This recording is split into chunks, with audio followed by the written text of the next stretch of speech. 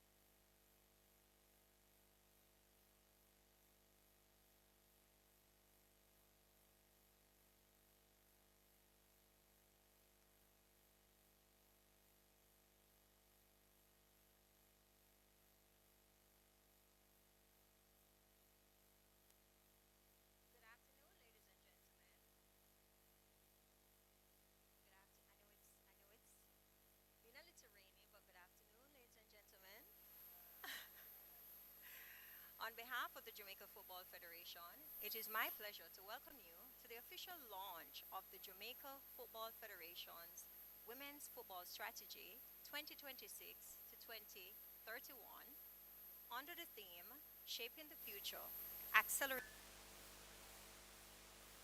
Jamaica. I'm your host, Ms. Acknowledgements today. First off, apologies for Minister the Honorable Olivia Babsy Grange.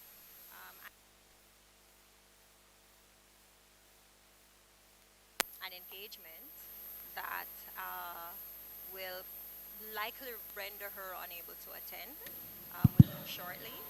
Of course, we'd like to also give apologies for President of the JFF, Mr. Michael Ricketts. But with us today is, of course, the operations manager of the JFF, Mr. Omar McFarlane. Good afternoon. Other members of the Jamaica Football Federation, and of course, head of women's football and vice president of the JFF, Mrs. Elaine Walker-Brown.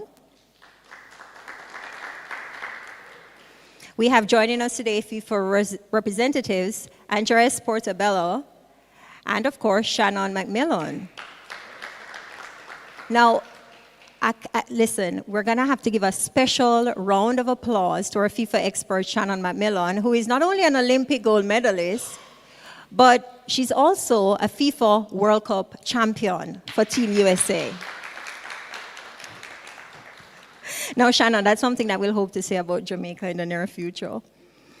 And of course, we want to mention members of the Professional Women's Football Jamaica, chairpersons, Miss Carleen Edwards and Christina Hudson, our member clubs, distinguished guests, members of the media, our panelists for today, our panelists of players and administrators, coaches, all stakeholders present this evening.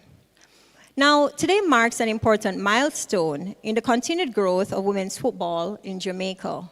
This evening is not simply about launching a strategy document. It's about setting a clear vision for the future of women's football.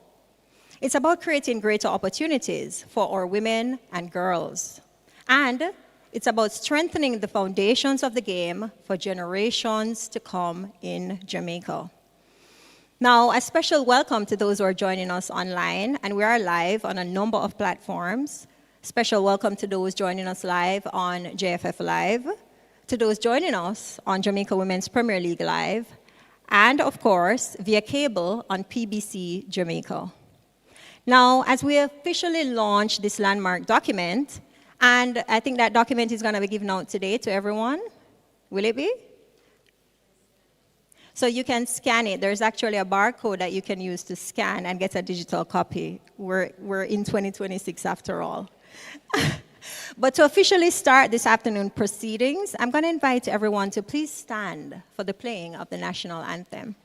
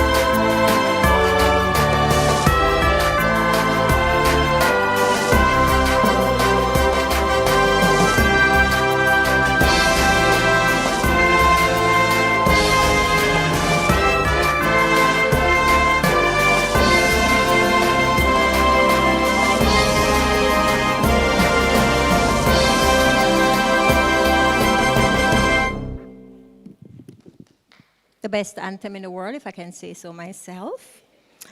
Now we're going to have a word of prayer, and to join us, remain standing, by the way. We'll just ask you to remain standing as we have blessings today. We'll invite Jamaica Football Federation's Vice President and Head of Women's Football, Mrs. Elaine Walker-Brown, to lead us in prayer.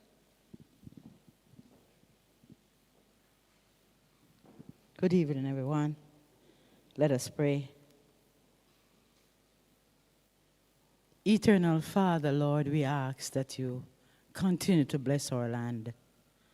Father God, we ask that you continue to guard it with your mighty hand.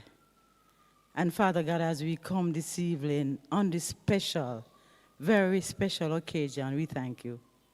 Father God, we pray that when we leave here this afternoon, that the steps that needed to be taken for us to soar to new heights with women's football will be done. Father God, we pray for your guidance. We pray for all the financial needs and everything that would require to move women's football.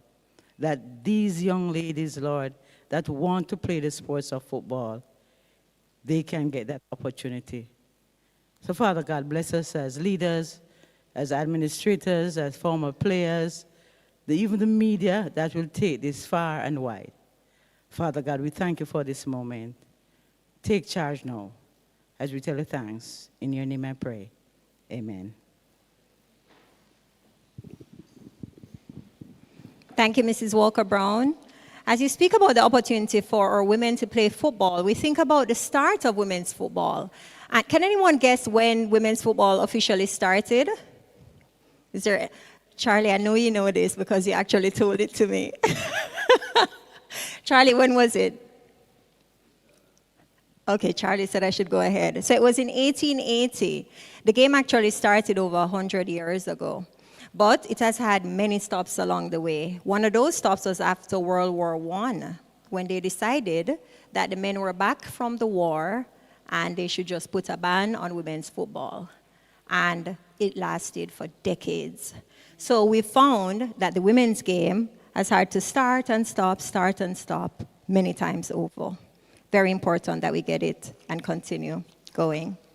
Now, ladies and gentlemen, the Jamaica Football Federation continues to demonstrate its commitment to growing and strengthening women's football at every level of the game. Now, this strategy document is an important step in that journey and reflects a shared vision. What is the vision? To position Jamaica as a global leader in women's football by 2031. Now, to tell us more about it, we'll have opening remarks from Mr. Omar McFarlane, Operations Manager of the JFF.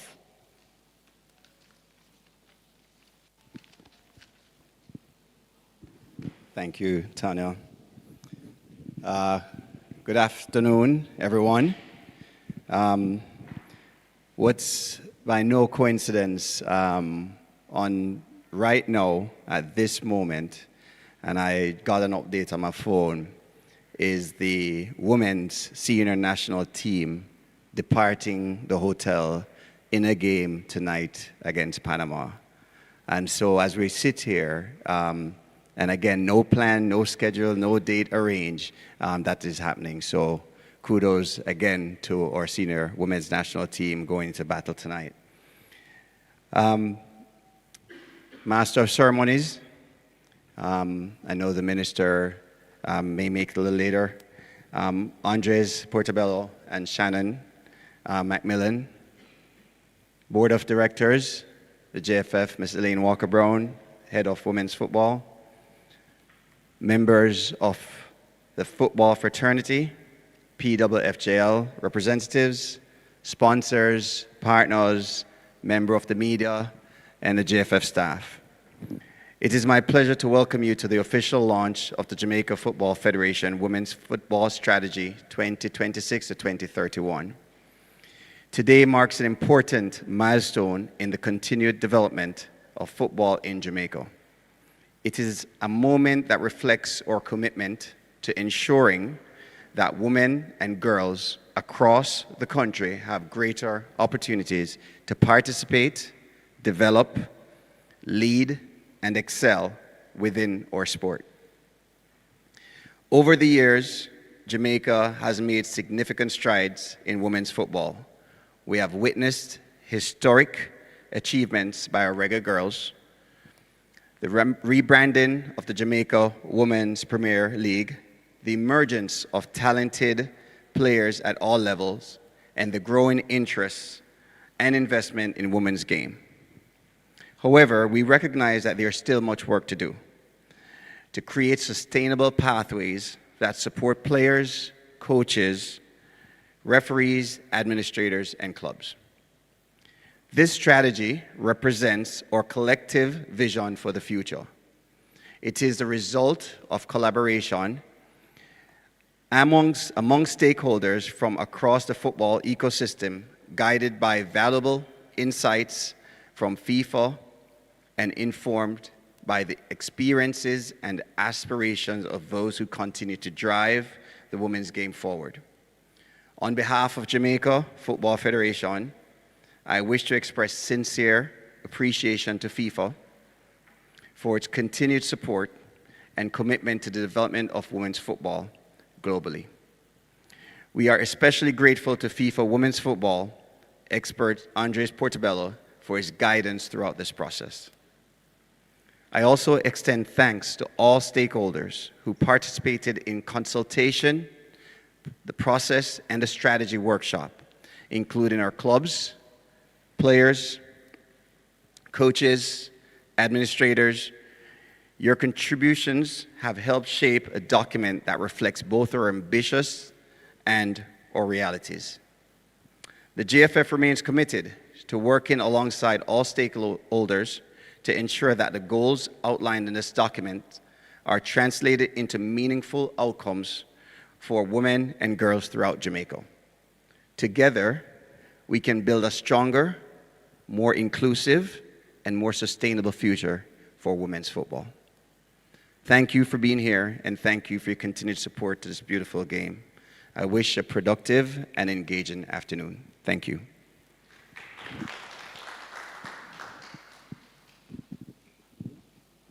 Thank you, Mr. McFarlane. And of course, I want to make mention of the other members of the Jamaica Football Federation that are here: Sheldon Graham, Avery Campbell, Tamisio Williams-Gray. Welcome. Of course, as we continue to build a stronger future for women's football, partnerships will remain critical to that success. Now, FIFA has made significant contributions and investments globally in the development of the women's game and has been an important partner in supporting Jamaica's strategic efforts in this area. We're privileged to have joining us this evening and he has a FIFA World Cup football with him. I wonder why. I wonder if that's a gift for anyone here. But of course, I have the privilege of inviting to speak FIFA expert, Mr. Andres Portobello. He has worked closely with the JFF on the strategy document. Andres? Thank you very much. Good afternoon, everyone. As always, for me, it's an absolute pleasure to be in Jamaica, especially to celebrate such a historic day. On behalf of everyone at FIFA, please send our best regards to your JFF president, Mr. Ricketts. We are huge fans of Jamaica, as everyone knows here, and we continue to look forward to everything that is coming in the next years. Elaine, great to see you again. Our president of the league, Christina, Caroline, Omar, Tamicia, everyone from the league, from the federation, from the clubs. I've told you in the last workshop, it's you that make the magic happen on a daily basis. So thank you for all the work that you are doing. And it's great to see our familiar faces from the sponsors as well. We can't get anything done without you all, so thanks for joining us today as well. And of course, our friends at the back, the media, it's great to have you. Thank you for amplifying the message today, and we look forward to everyone in Jamaica coming together and jumping behind this strategy and bringing all of these actions to life. I have to say I'm very impressed with the work that the JFF and the Jamaica Women's Premier League have done in regards to bringing this strategy to life. Teamwork makes the dream work, and as you all continue to work together, all the stakeholders in Jamaica to take things to the next level, FIFA is ready to help you every step of the way. So you see me here with a nice ball. Of course, this year is the boys' tournament, so we have a nice Adidas World Cup ball. But stay tuned for the ball of 2027, which is going to be even nicer. And you might ask yourself, why do I have this ball with me? Well, first, before we get into the serious things, we have to have some fun. So I invite you to scan the QR code. It's going to lead you to a nice little platform that doesn't require you to create an account or anything. So let me know when you are all checked in, and we will get a little survey started. Naturally, the winner will be taking home a prize. How do we have fun? We compete against each other. So I see, okay, it's working. Some people are logging in. Perfect. If you are online in one of the live channels, you may also participate. Naturally, you won't be getting a prize if you do win, because only those who are present get to take away the nice prize today. Okay, we have a good amount of people on the survey. Anyone having any trouble getting in? I know we have a lot of experts in women's football in the room. So if you tie at the end with all the questions correctly, it's not about the points, it's not about the head-to-head, it's about who did it the fastest. So that's the differentiator if we have a tie at the end. I see you're in, Tamicia, so I can start now. All right. Hopefully everyone gets this one correct.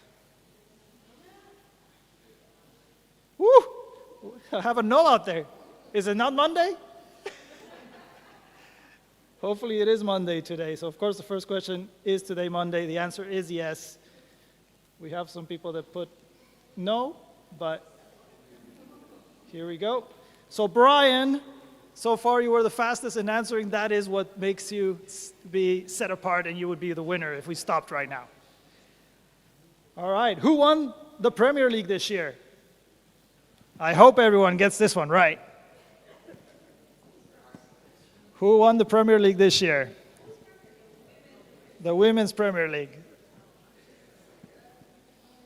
Is the Women's Premier League in Jamaica the best league in the Caribbean? Okay, I like it. Here we go. Next question. All right, who won the Women's World Cup in 23? Once again, we start easy, huh? We start easy. It gets a little bit harder. Shannon would have liked the USA to have won so far with 29%, but no. I would have enjoyed Australia winning it, but they ran out of gas a little bit at the end. And most of you got it correct with Spain. All right. In this same tournament, which team was not in Jamaica's group in the 2023 World Cup? I do hope everyone gets this right again. Okay, looking good, everyone. Looking very good. Well done. I mean, did you not watch France versus Jamaica? Someone clicked France. So the team that wasn't in your group was Japan. And as all of you got, except one person. And in this group, you all finished second. It's incredible.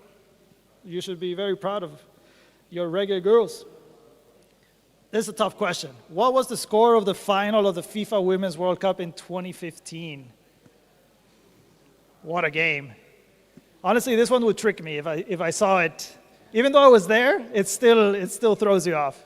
Because USA versus Japan, was it 4-2, 4-1? Sure wasn't. It was 5-2, yeah.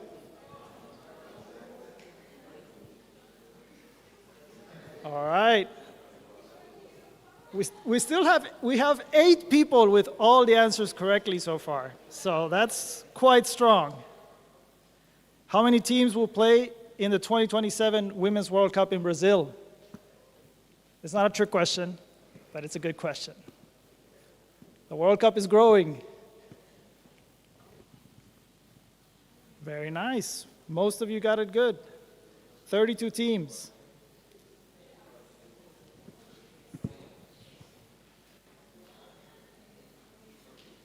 All right, good question. How many goals did your legend score in the Women's Super League 2025, 2026? Sorry, I got a typo there.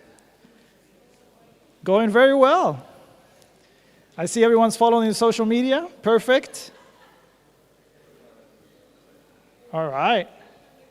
I think it's going to be quite close.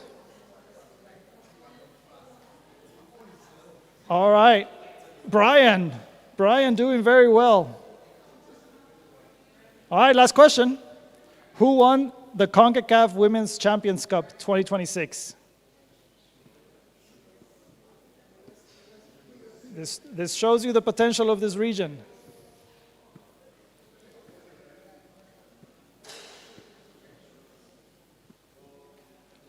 We got to keep up. We got to keep up with what's happening around the region, my friends. Great guesses, because there's great options, but as you all know, there's only one winner. All right. So, we have a 3-way tie for first place. Impressive. But the winner, the 3-way tie is Russell, Gregory, and Brian, but Russell did it the fastest. Is Russell here in person? Yeah? Round of applause. Thank you. There you go, sir. Very nice. Great job. Okay. So, of course, I had to start with a little fun. In my opinion, if you like football, you're obviously going to be competitive. So, competition for me is fun. So, hope everyone had a little fun. Russell, congratulations. Enjoy the ball. And let's get down to business here. So to start things off, I love to play one of my favorite videos. So if you would like to enjoy for the next couple of minutes some nice quiet time with a nice inspirational video, that is definitely one of my favorite of all time. So I hope you'll enjoy it. And hopefully not too many of you have seen it, but in great news, if you have, that's fantastic.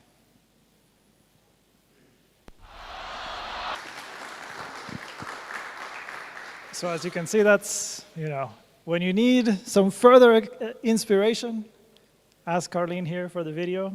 She'll be happy to send it to you. And every time I watch it, doesn't matter how many times I watch it, I've probably watched it 100 times by now, I take something else from it and really inspires to continue to do so much work. I have a quote from it that I'll show you in a second, but watching it again right now, actually, You see the goal from New Zealand.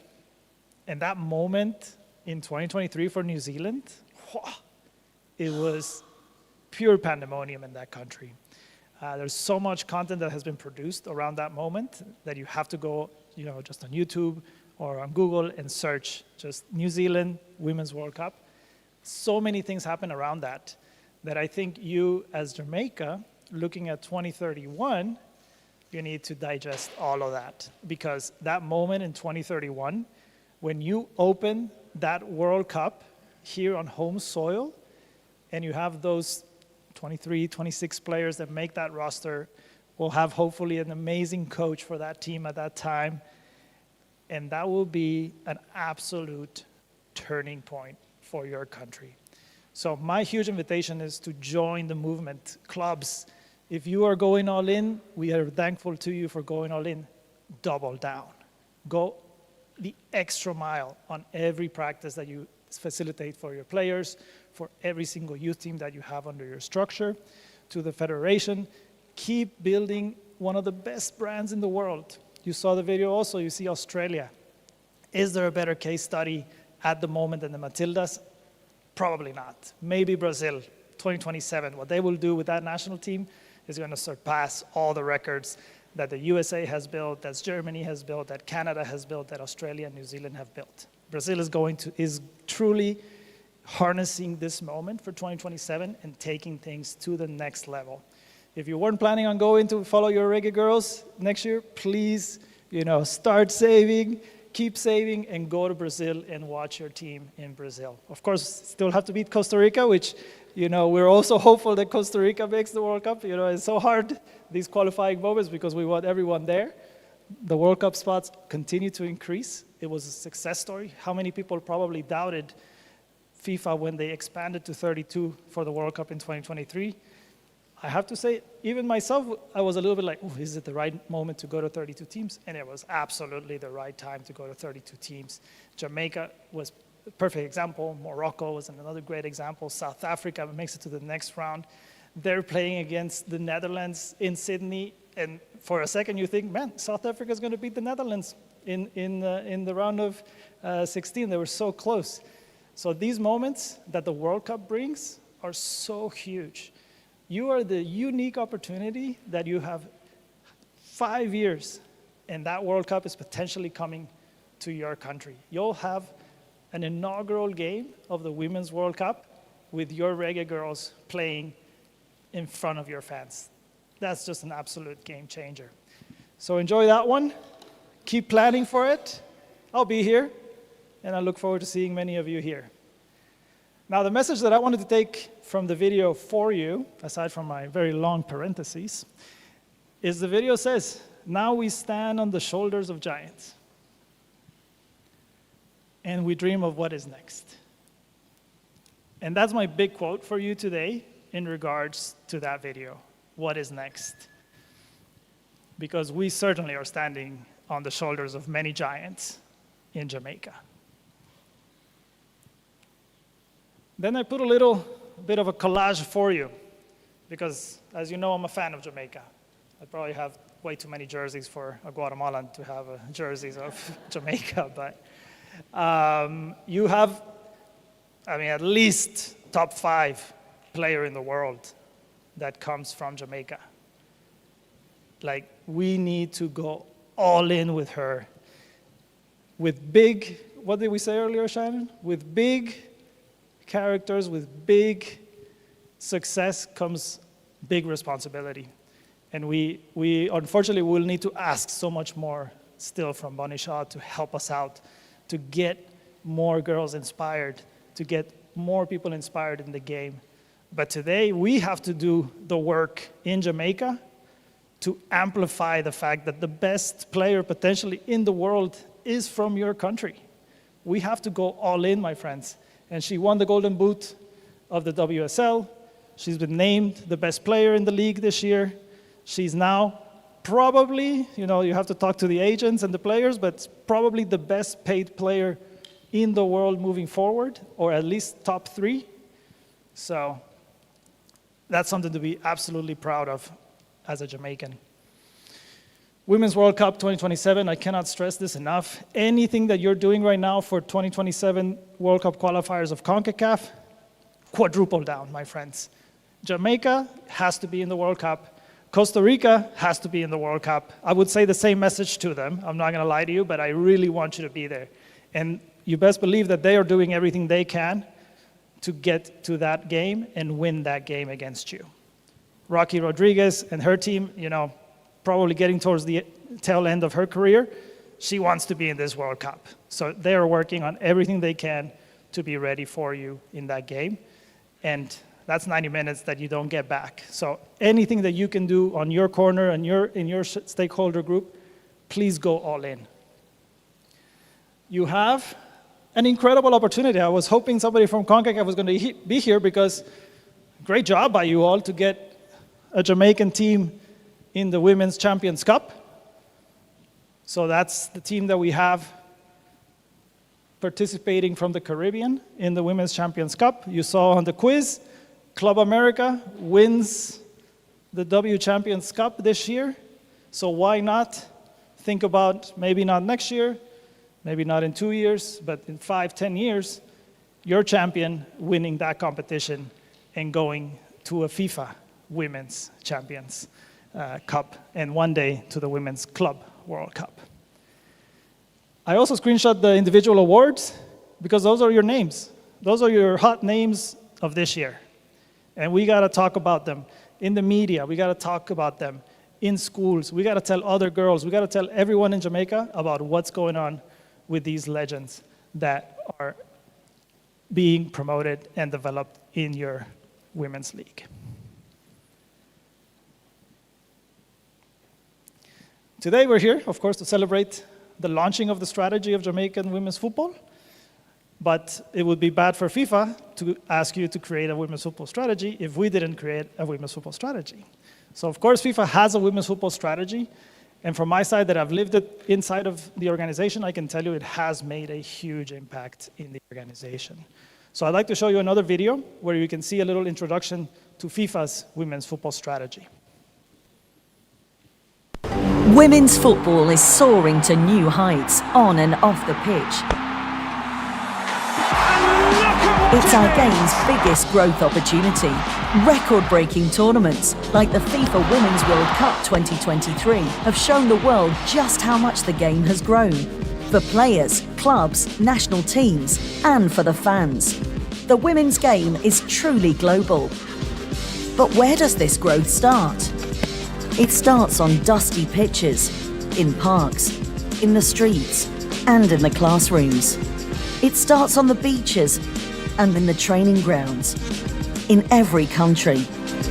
It starts with a dream, and it becomes real with a strategy. Since we launched our women's football strategy in 2018, we've seen the game grow exponentially. The 5 pillars of the strategy have guided all we do. Develop and grow. We're growing female participation and developing the women's game at all levels, on and off the pitch. Showcase the game.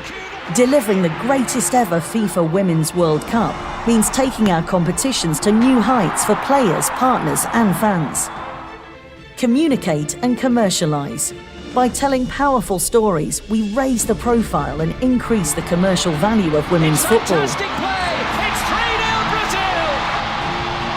Govern and lead means putting more female voices at the highest levels.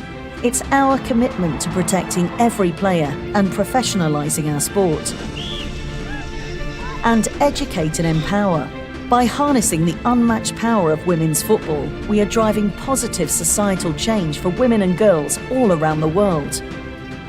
These are the pillars of our women's football strategy. They have guided us as the women's game has exploded, and we've seen what this game can do. We've seen its power to uplift and to make a positive contribution to society. We've been inspired by the best, and we've inspired the future. And today, as women's football smashes records for participation, viewership, and attendance, we know this: we've only just started.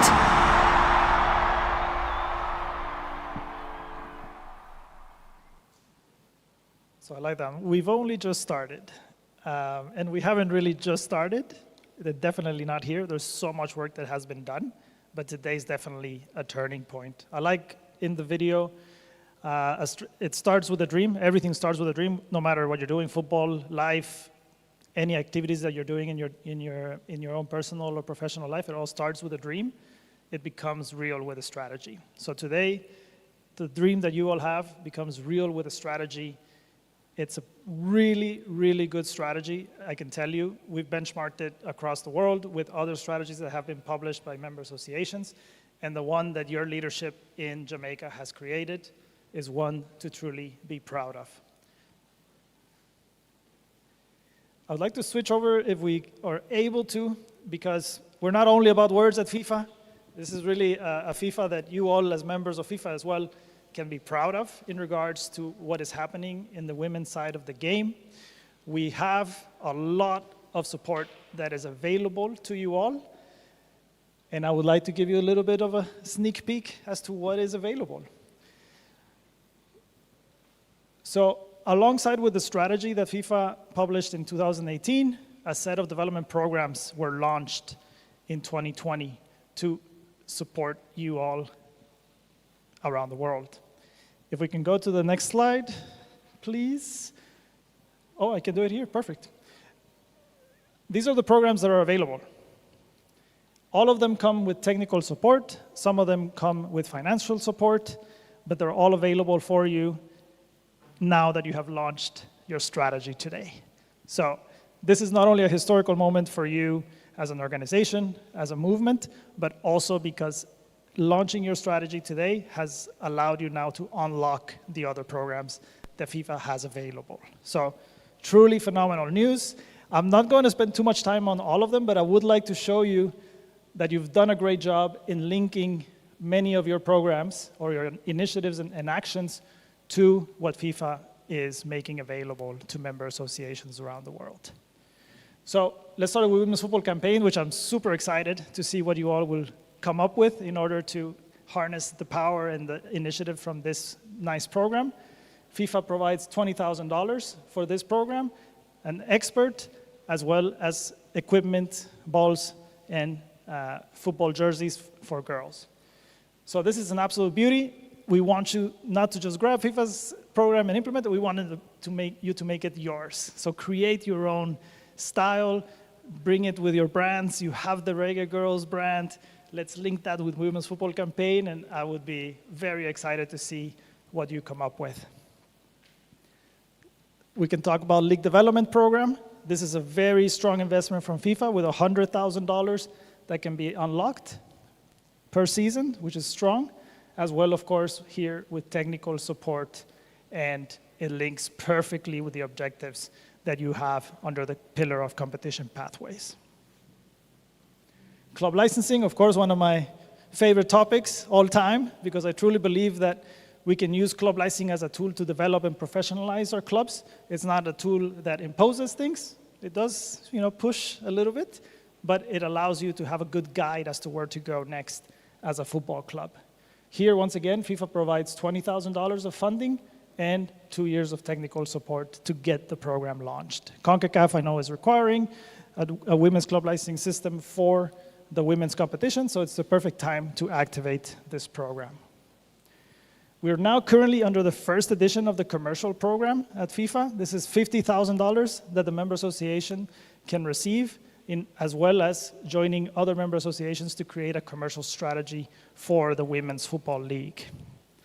So I like this one for you all because we're currently going through the first edition, so we're still perfecting that program, and then the second edition of member associations that participate in this one will even have an even better experience than the first edition, in my humble opinion, even though it's going very, very well.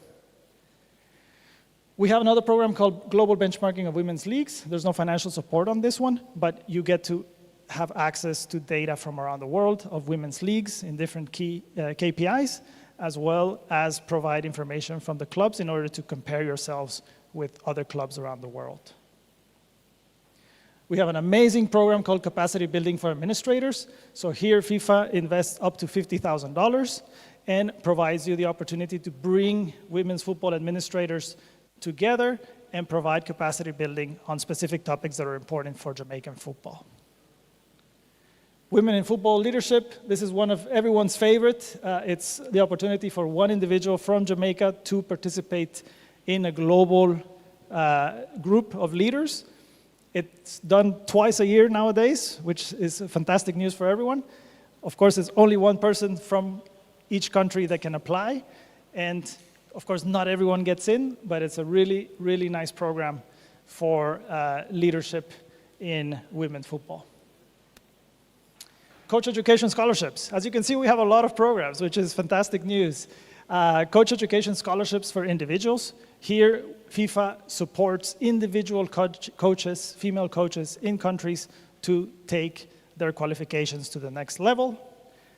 In the coach education scholarship groups, FIFA provides the expertise and the finances to organize a workshop in the country to bring women coaches together and help them get to the next level as well.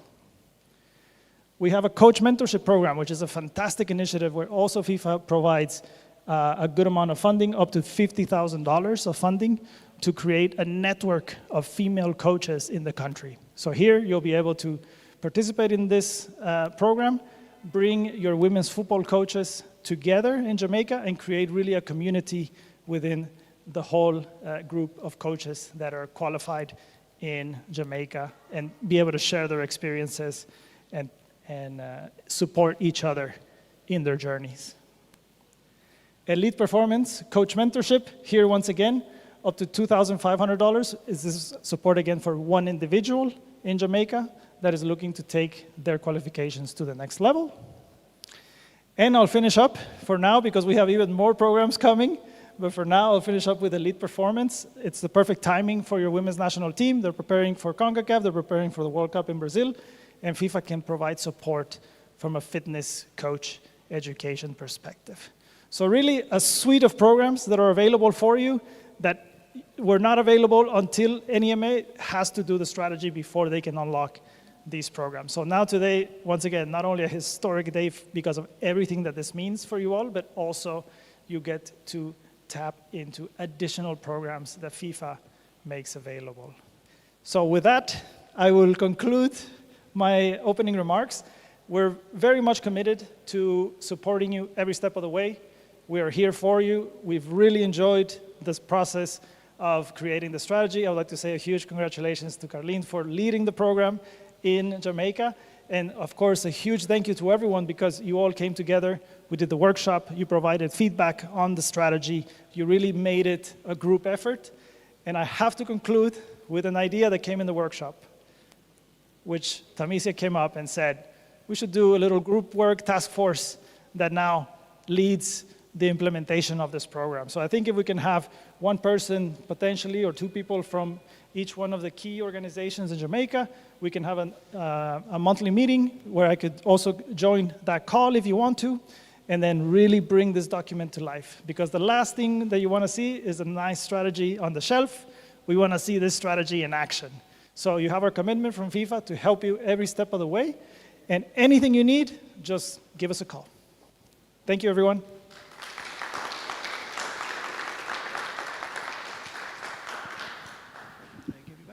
Thank you. Wow. Thank you so much, Andres. That was quite a comprehensive and insightful presentation. I'd just like us to give a round of applause to Andres Portobello. Thank you.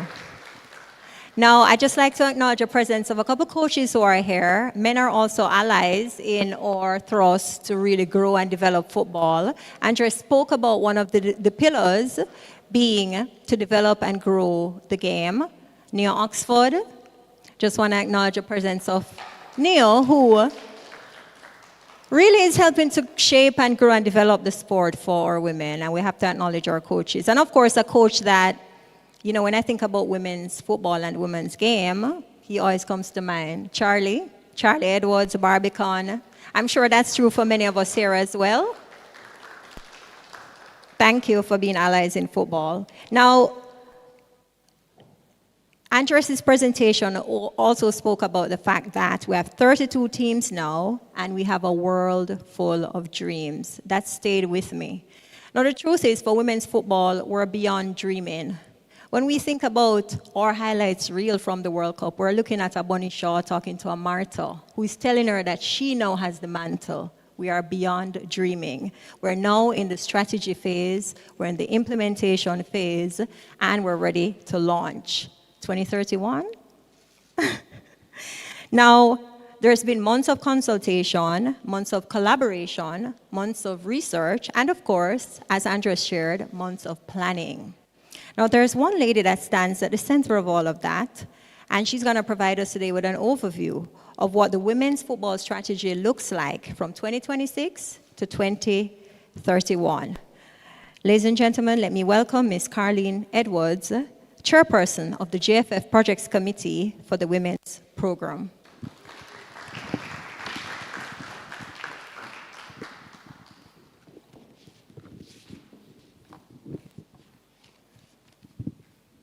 Thanks, Daniel. I have a presentation ready.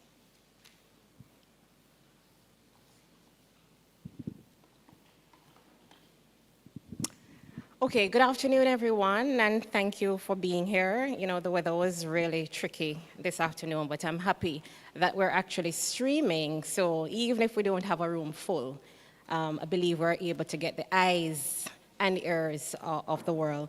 So today marks a very special occasion for the Jamaica Football Federation as we officially launch the JFF Women's Strategy 2026 to 2031. I will keep my presentation brief, very brief, not as long as Andres, because I'll just provide a high-level overview as the full strategy is available both in print and digital. So there are some cards on your seat where you can actually access the strategy. So let me start with why this strategy matters and why no. So before we dive in, here's a map of where we're going. This evening's presentation moves through 7 priorities, starting with why this strategy matters now, through our vision, our 4 themes and 7 pillars, our 2031 targets, and the foundations we're building, and ending with a call to all of us to build it together. Let's begin with the first. Why this strategy and why now? Why this strategy? This is not an ordinary moment for women's football in Jamaica. Several things are coming together at once. We have our aspiration to co-host the FIFA Women's World Cup in 2031. And we're approaching the 30th anniversary of Women's Football League under the JFF. Our reggae girls continue to raise the profile of Jamaica on the international stage. And just a reminder, this evening our girls actually play an international friendly against Panama at 8 p.m. So I'm asking persons who are online to just stay tuned and watch that game at the end. They also remain firmly on track in the FIFA Women's World Cup qualification campaign. And we're all hopeful in securing a historic 3rd consecutive, and I repeat that, 3rd consecutive appearance at the FIFA Women's World Cup in Brazil 2027. I think we deserve a round of applause for that as well. Closer to home, our Jamaica Women's Premier League continues to grow and strengthen with each passing season, creating more opportunities for players, coaches, referees, and administrators. When opportunities like these line up, we cannot leave them to chance. We need a plan, and the strategy is this plan. So, what are we actually working towards? It begins with a clear vision. Our vision is simple but ambitious: to position Jamaica as a global leader in women's football by 2031. To get there, the strategy is organized around 4 key themes. Everything we do sits under 4 themes. First, participation, that is getting more women and girls into the game. Second, high performance, that is, raising the standard of play at every level. And third, sustainability, making sure the game is built to last on and off the pitch. And fourth, World Cup readiness, preparation for our nation in 2031.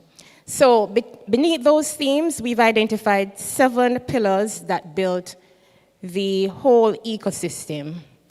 And these 7 pillars are how we build a complete ecosystem from the grassroots all the way up to the national team. They cover governance, which is very, very important, and leadership, grassroots development, competitions and pathways, technical development, our national teams, commercial sustainability, and capacity building and welfare. Together, they make sure no part of the game is left behind. The players on the field, the coaches and referees who support them, and the structures behind the scene. So all of this leads to one question. What does success look like in 2031 or by 2031? Our 2031 targets, we've set ourselves clear, measurable targets. So by 2031, we aim for a 50% increase, and I know some people might say 50% is quite small, but we're relatively conservative with that figure. So we aim for a 50% increase in registered female players, 215 licensed female coaches, and 120 referees. So beyond the numbers, we want a strong and sustainable Women's Premier League, clear pathways for our young players, consistent competitiveness on the international stage, and genuine readiness for the opportunities the 2031 World Cup will bring. But none of this will be done in isolation. So, as the call to action, this strategy is a commitment to our players, our coaches, our communities, and the generation of girls who will follow. It will take all of us, the Federation, our clubs, our partners, and everyone in this room to bring it to life. The future of women's football in Jamaica starts today. Thank you so much.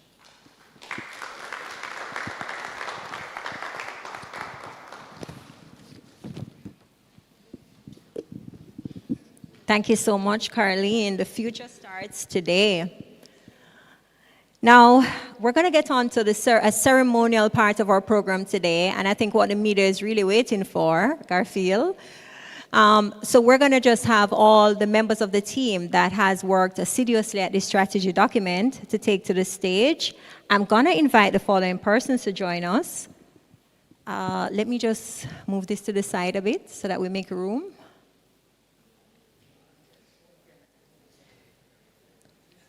Just shift over a little bit. Thank you. All right, now we invite our operations manager at the Jamaica Football Federation, Mr. Omar McFarlane.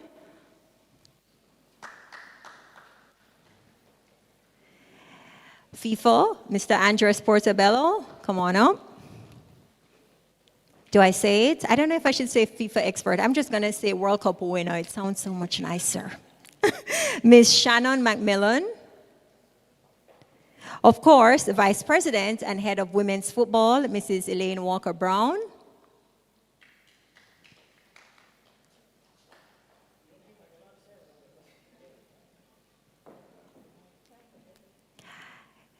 Chairperson, Professional Women's Football Jamaica Limited, Mrs. Christina Hudson.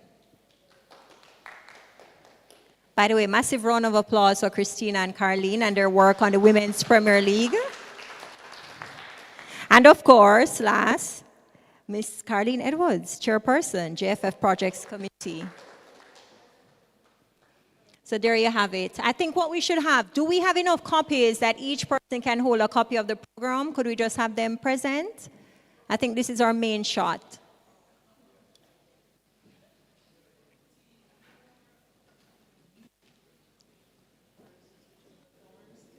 The rose is between the thorns.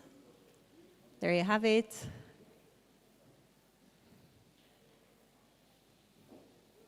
A round of applause for our committee.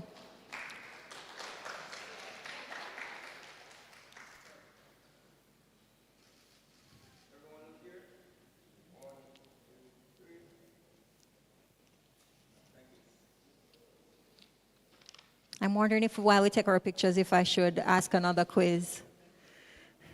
Do we have any jerseys to give away?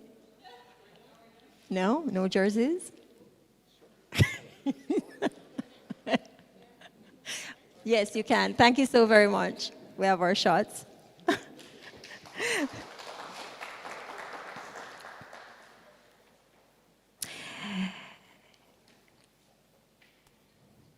Now, our minister will bring remarks. She will actually bring remarks, so we'll join online later in the program. But ahead of then, we're going to transition to a panel discussion. Very important that we kind of exhaust certain topics as it relates to women's football and the strategy. So now we'll just have our chairs for the panelists placed on stage. While we wait on that, I just want to acknowledge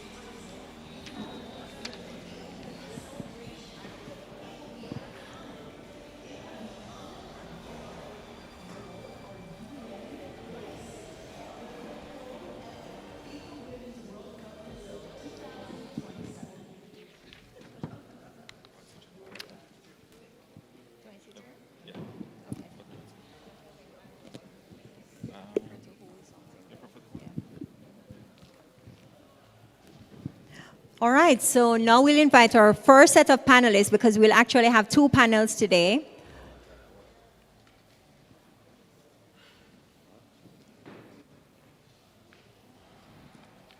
Ready to go?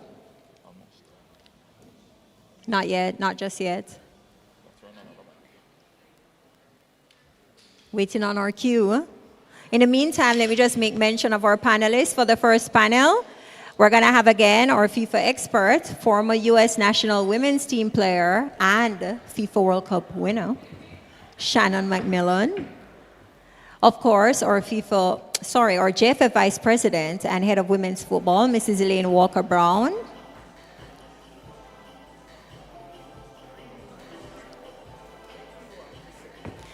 Second. Here is fine.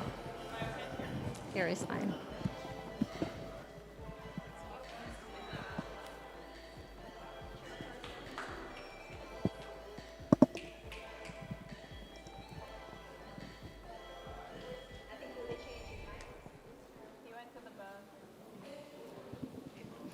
All right, so just for our guests who have joined us online, let me just start again with introducing our panel, and we'll have four panelists for this first discussion. Of course, we have Shannon Miller, our FIFA expert, with us today, Mrs. Elaine Walker-Brown, Christina Hudson, and of course, I made mention of him earlier, former national women's coach, Charlie Edwards. Welcome again, and thank you for joining us. All right. So throughout this evening, we've heard about the vision, we've heard about the strategy, and the collective commitment to advancing women's football. And now we're going to pretty much discuss it. Now, I want to start with a very broad question for the panel today. The first question is, what does a successful women's football ecosystem in Jamaica look like? What is that looking like, I'd say, within the next 5 to 10 years? Charlie, should I start with you? I'm going to start ladies first. Shannon, what does it look like? Well, Well, good evening. Is this on? Can you hear me? Yes. First of all, happy to be here, and thank you guys for having me. I think a successful Jamaican strategy that rolls out involves the Reggae girls not only qualifying but competing for a World Cup. I think you guys have moved past the point of celebrating the fact that they qualify and they're there and they're happy to be there. Now they can be a contender.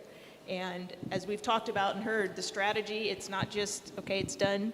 Now the hard work really starts because it's going to take a lot of collaboration and support to do this together, to create the support that the Reggae girls need to be considered truly professionals so that they don't have to worry about the little things of finding jobs and that type of stuff, but can they be true professionals where the commitment it takes to play at that level and be successful at that level is a singular focus. It takes a lot of sacrifice and hard work on the behalf of the athletes. So can we all come together and support them and give them the environment they need to be able to train day in and day out to be the best, so that it's no longer celebrating that you qualified for a World Cup, but that it's a legit chance to be fighting to raise that cup at the end.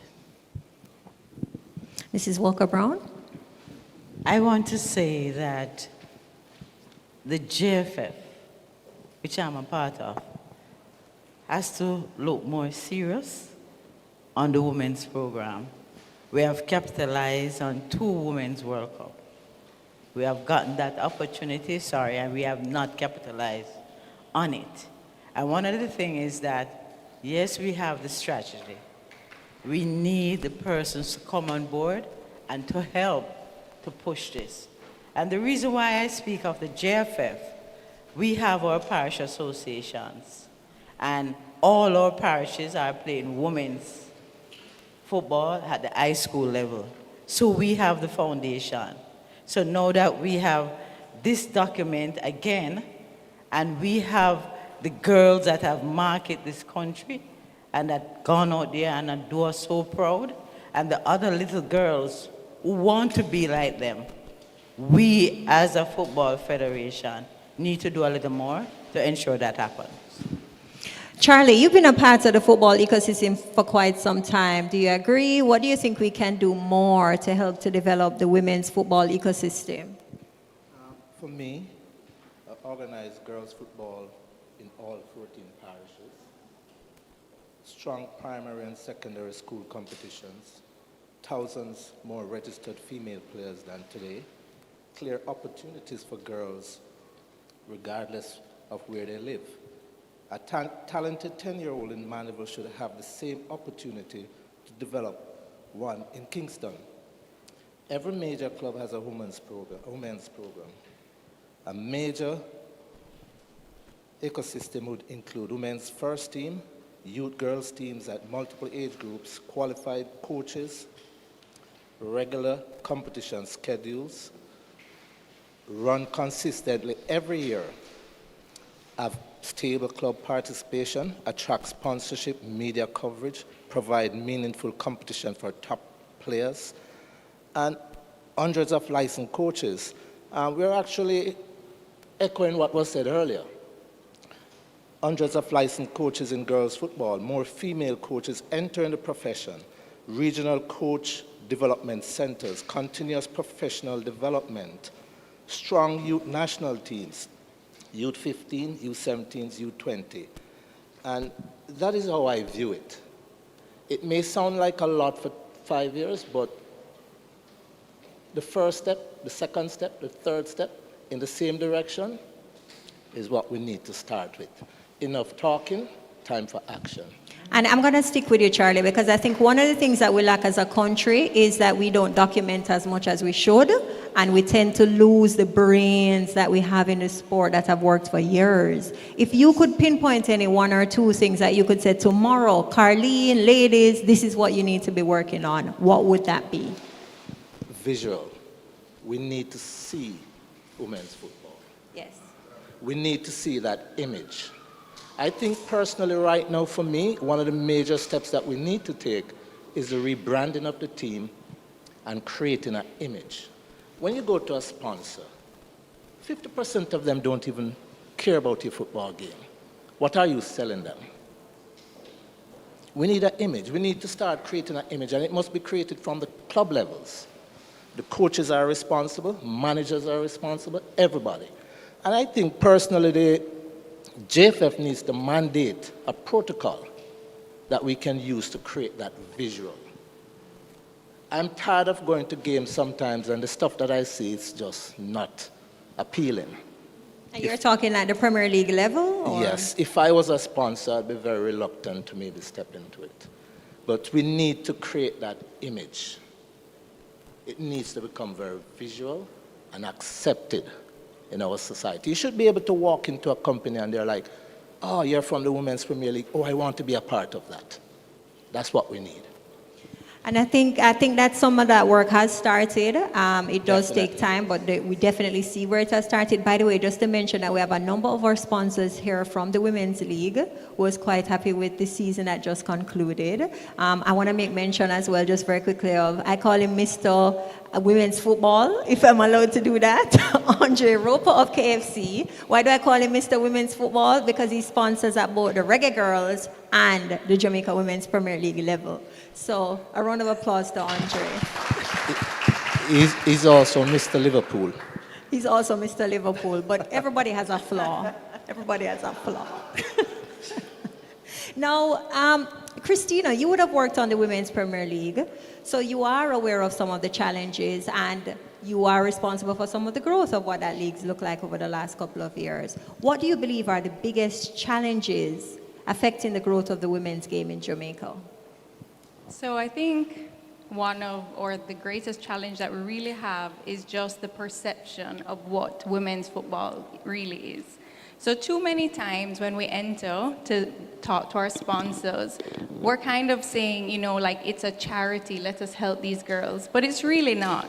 Women's football is a real commercial opportunity, and that is how we need to start treating it. There's so much potential in women's football, not only for the players, but for the businesses that support us. So we really need to start taking it more seriously and giving it the importance that it really deserves. So I think that would be important. And I know that you're kind of moving on, but I didn't get to speak about the first question. And for me, what a successful Jamaican ecosystem would look like in women's football. Right now, we measure success on how many girls can we give scholarships, how many girls can we get going overseas. But what does success look like? Success looks like having a real professional system where going abroad is a choice, but you could really be here, be successful in our own country where other people want to come and be a part of what we're building. And honestly, with this strategy and the teams that we're going to be building, maybe not in 5 years, but that is something that we can build towards. And that's what I really believe. Let's say in 10 years, that will be our success story. Wonderful. All right. Now, there's one other question I have, and maybe this is more for the second panel and the players when we get there. But what do you think are some of the barriers, and this can be from anyone on the panel, that exist? Some of the barriers that exist now in terms of women being involved and girls participating in football in Jamaica? If I'm going to go again.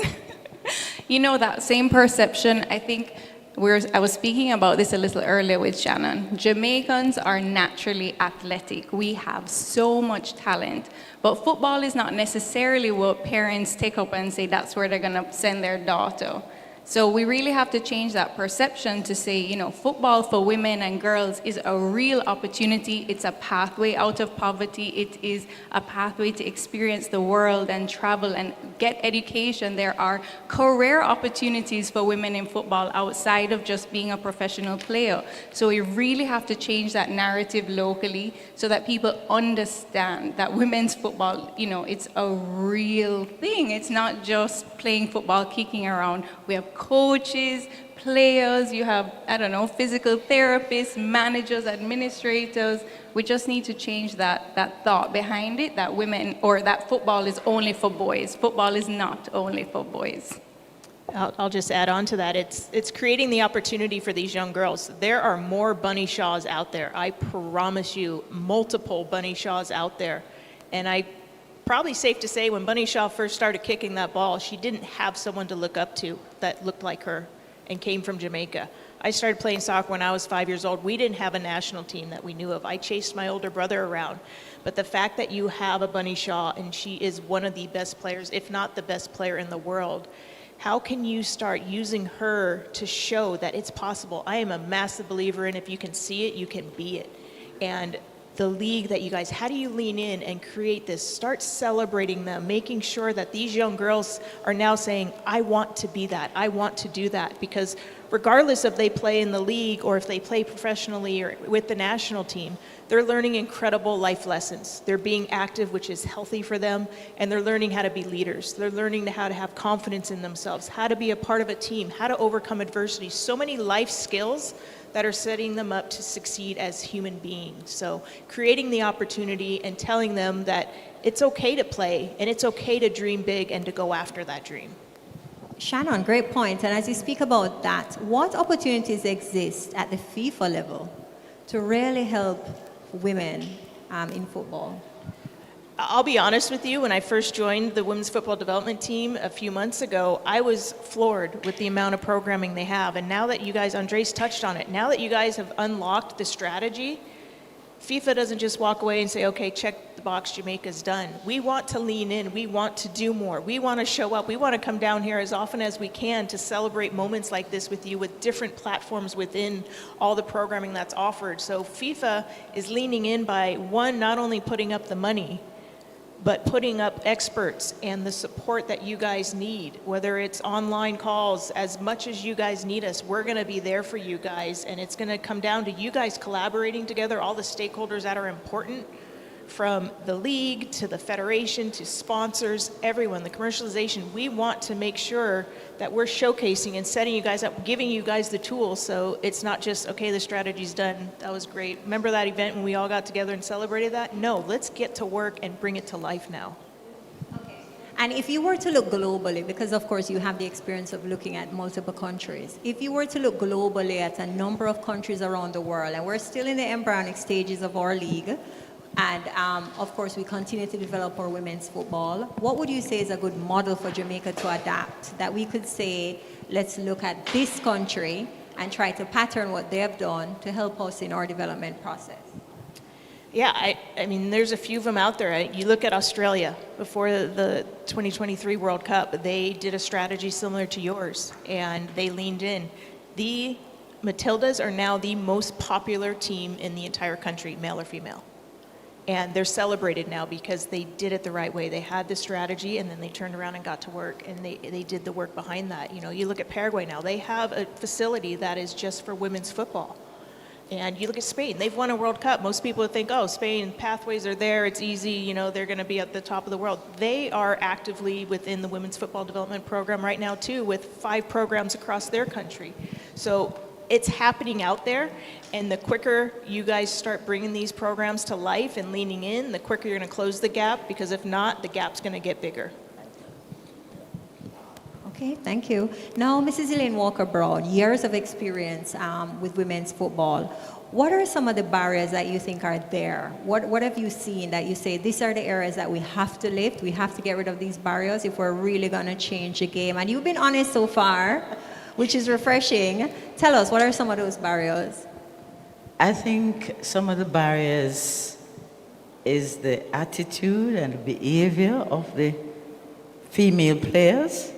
And I think if the coaches and the managers set the standard that is expected of females, that we can lift that barrier. And I want to say earlier that one of the marketing tools that we used in the past was for the young girls to do their academics and play the sports, and it can take them to a next level. One of the things that I think that we need to seriously do as a federation, and with the strategic plan, there's a lot of opportunity that is there, that we can go through the parish association, and I keep saying that because it's a big avenue, and especially now that we even have the regions, that we can go to our programs, and we have the different administration, the different programs to help to groom the administrators and the coaches in them being able to prepare these young ladies to behave a certain way and play a certain way and let the sport be a little more attractive, and that parents don't want their daughter not to play because of the behavior that they have seen. So I think that's one of our biggest barriers. So you think players have a role to play in terms of attracting the younger generation, having parents believe in being a part of the sport? I hear a couple of persons clapping, so there seems to be some agreement. Charlie, what have you seen? Do you think there needs to be like we know this is generally an issue that we do have in Jamaica across the spectrum, but do you think there's a values and attitude shift that needs to happen? What do you think? Well, I mentioned it earlier. I think we definitely need to see a shift. As I said earlier, that you need to sell the sport. The sponsors, they need to see a better image. It's very Players important. are a part of creating that image. Yes. Well, what I loved is when Caroline contacted me and she mentioned all the things, because sometimes I would have said, no, I'm not interested. You know, I've done 20 years of football in the league, and it was very tiring. You know, every day you get up, you're fighting, no funding, no nothing. And you felt as if you were bucking your head against a wall day after day after day. But yet still we found a way to fight through it. So when Caroline mentioned to me about players being paid 2031, I was like, interesting. That sounds good, because that was a major problem. For me as a coach, I was broke after, because you had to support the players in every way. So some people see you doing it and they think it was just glitter and glamour, but no, it was a financial disaster. But I think once we started to get the image going and the financial part of it going, you know, a lot of things will just automatically come together. And it may be a long road, and I say this because there are some realities with Jamaica as a developing country, where no matter where we are in the sport, we find that we will have to somehow reach into our pockets to help a player to get to training, to help a club to be able to afford transportation or whatever you may think of. But I think it is a general team effort from everyone. I think we're all there, Charlie. But I must add that there are some former players here, and we have come a far way. Things are happening comparing to where we're coming from. Yes. So we can get there. But one of the things is that the players, the coaches, and the management have to understand that they have to play their part in marketing this product. They have a critical role to play to get us to the next level. So they're one of the stakeholders as well, are very important. Now, Christina, you're heavily involved with the women's game, especially at the Women's Premier League level.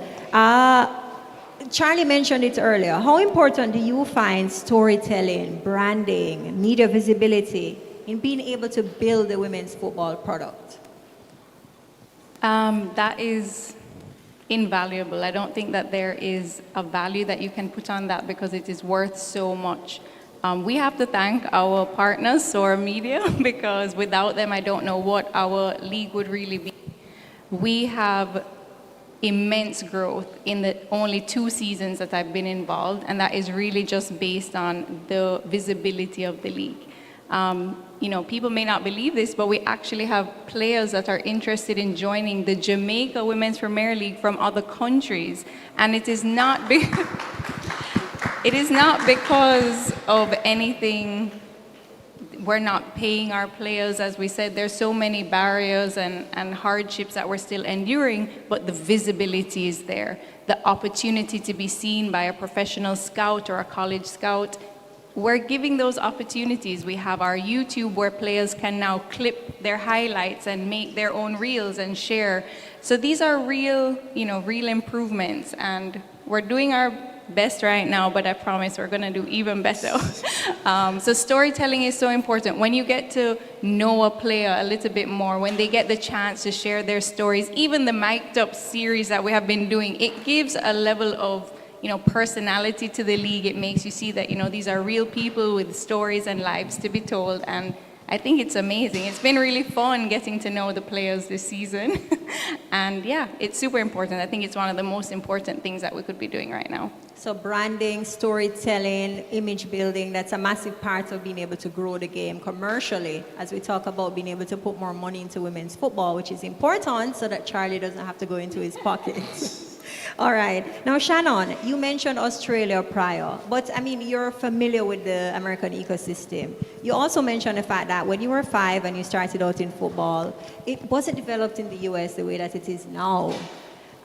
What inspiration do you think that we could pull from US in terms of our own development?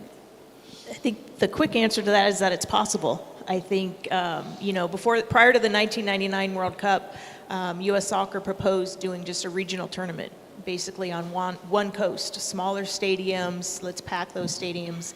And we had someone by the name of Marla Messing that came along and sat all of us down and said, no, we're going big. We're going to have this be a catalyst for women's soccer in our country. We're going to be not only national, but we're going to target NFL stadiums, we're going to target the Rose Bowl, and we're going to pack it. And keep in mind, she had about 30 of us alpha females in a room just like, yeah, let's go, we're in. She leaves the room and we looked around and we went and said, now what? And I think that was the turning point for us where we said, all right, we're going to roll up our sleeves, and we had to have security dragging us off the field at the end of training sessions because we were signing autographs. We were at local media events in every city that we played and started marketing and leaning into ourselves because we wanted to make this happen. And quick story was on the way to the first home match, we're stuck in traffic on our bus and we start panicking. We're going to be late for the match. This is the opening game of the 99 World Cup. And we start to realize all of a sudden we're on the shoulder of the highway with the police escort, and we start realizing that they were all coming to our game. And it gives me the chills. They're hanging out the window because they're realizing it's our bus and faces painting. And it was in that moment where we realized, okay, this is it. And then Marla came back and said, by the way, if you don't win, it's going to be really hard to launch a league. So we kind of need you guys to go win this. We're like, yeah, we got that too. Great. But it took someone to believe in us and our potential, and someone to really, alongside us, help us see that vision. And it takes the support of the Federation. It takes the support of the league, of believers like Carlene that really want to push this game forward. And then to your point, it takes the players saying, we can do this together. And I think the beauty of this is, now that you have the strategy in place, this is before FIFA had these programmings for U.S. soccer. We kind of just did it as we went and learned, and that league lasted 3 years. We're now on the third version of a league in the U.S. and hopefully gotten it right this point. So there's going to be pitfalls, but if you guys come together, Is key. I don't see Avery, but I remember A very long time to accomplish it. And my word to these two young ladies and the rest of the committee, JFF, I'm happy they are teamed up with JFF, because I remember the days when Elaine was really fighting so hard for women's football. And we have to lift our hats to her for that. Huh? She never gave up. We're coming from, myself and Colleen, coming from CONCACAF workshop about 2 weeks ago, and we were challenged. And I look at it and said, one of the ways that we can start and get the development going is by the region. Start with the under 15, the under 17, because the same thing Charlie was making mention of is that we need to have youth teams with all track career lasted about getting like-minded people with a similar goal in mind. And it's not easy, but everybody brings something special and unique and different than the other. And if you guys can meld that together, and there's going to be days where it's tougher for some and some for the others, so don't forget to celebrate the small wins. Today's a massive win, and I love that we're celebrating that, but there's such power that comes from getting like-minded people that are goal-oriented and can come together on the same goal, and I think it's simple. We all want to see this Jamaican women's football just grow and thrive and excel. So I just look forward to seeing everyone come together and the power of what you guys can then do when you're united. I'd just like to say that on day one of our live stream, we had maybe 19 to 21 views. And on this is for the Women's Premier League. And on our final that just went, we had over 4,000 viewers. So growth is possible, guys. We can do it. We can do it. And remember, Charlie encouraged you. He said, don't give up even when it gets rough. Thank you so very much to our first panel. Very insightful. And we'll continue to lean on FIFA. Thank you so much, Shannon and the team, for your insightful information. And Is Tamisia here? Is the minister ready, or should we do the second panel first? Okay, so of course we'll have a word from our minister, but before we do so, we will go on to our second panel. So ladies and gentlemen, thank you so very much. Thank you, Mike.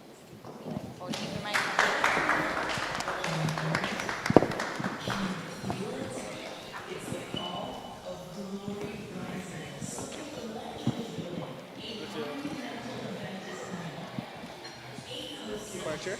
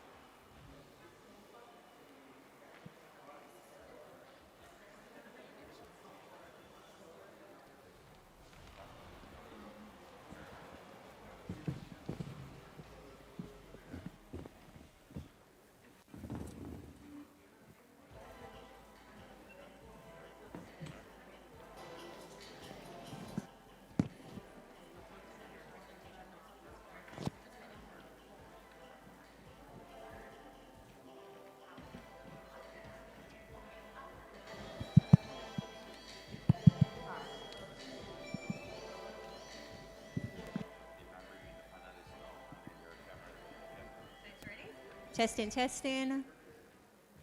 Good. All right, great. So, by the way, just to acknowledge the presence of Mr. Howard McIntosh from CONCACAF.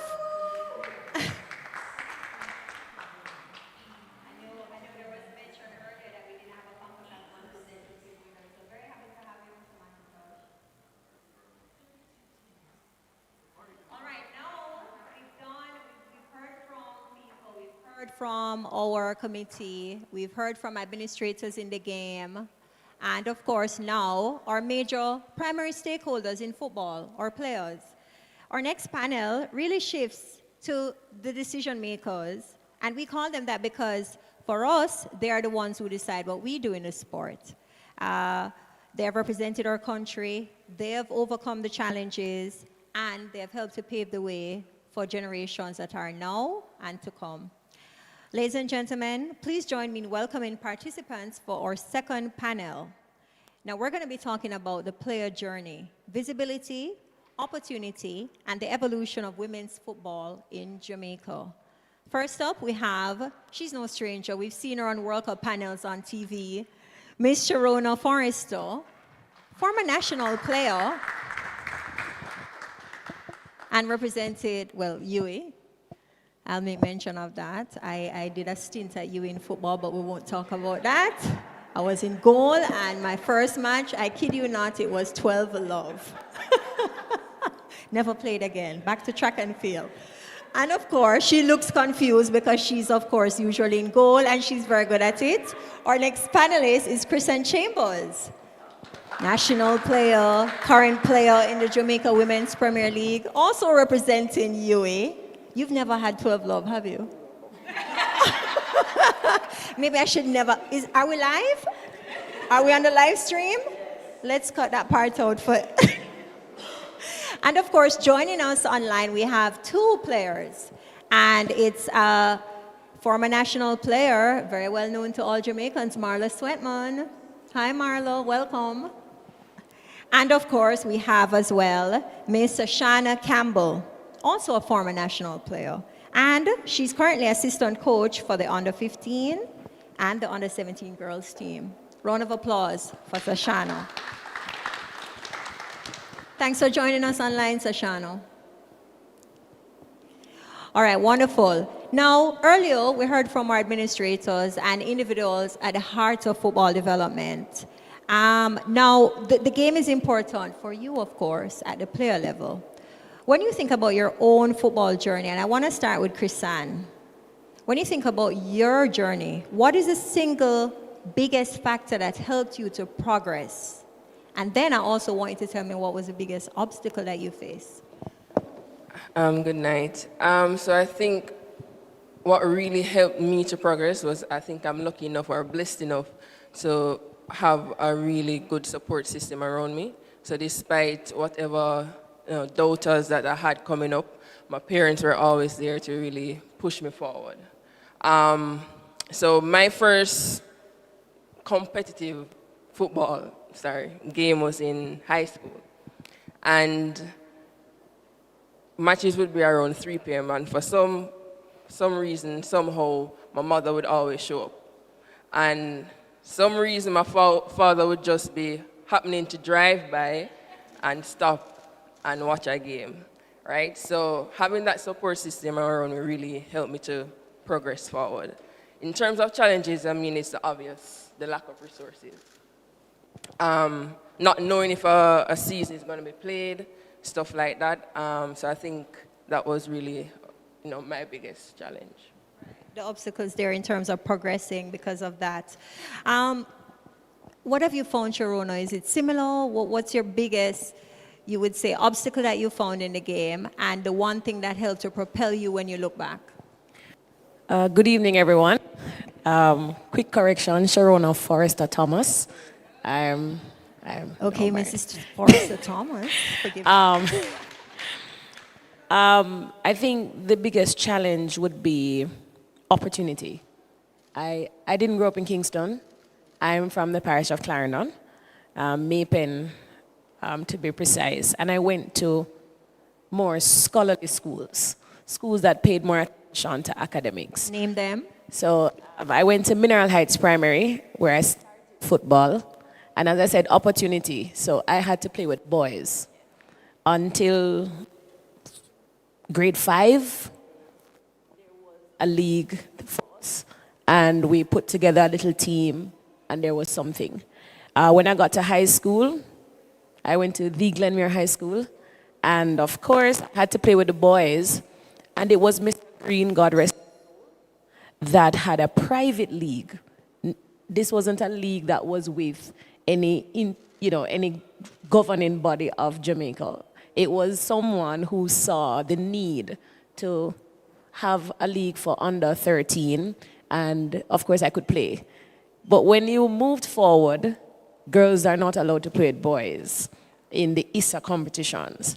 So it took a little time for my school to get a team together because, as Mrs. Walker-Brown spoke about, there are leagues for the high school level. And that is how those opportunities would be a challenge. And it was when a coach that was from that side that, of course, be more familiar with more persons outside of the Kingston and the corporate area. And it expanded, so persons like Pete from St. Elizabeth would have then, of course, be recognized and included. So opportunity, I think, is one of the greatest challenges, whereas concerned, even though I was very lucky and fortunate. And what was the other question? The other one was, what would be the single thing that helped to propel you in football? So, I don't know if it was playing with the boys at a young age or... I'm intrinsically motivated. I was taught to do and do well, or don't do it any at all.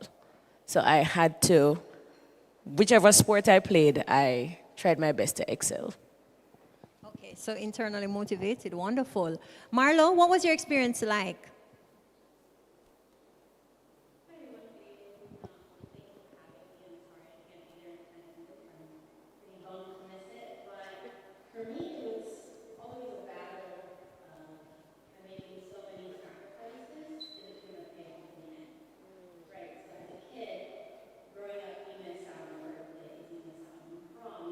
everything that little girls we want to do, what our friends are doing, but we have a goal in mind that we want to be the best player we can be one day. We want to motivate and encourage a whole entire country. We have larger goals than majority of the other of your friends.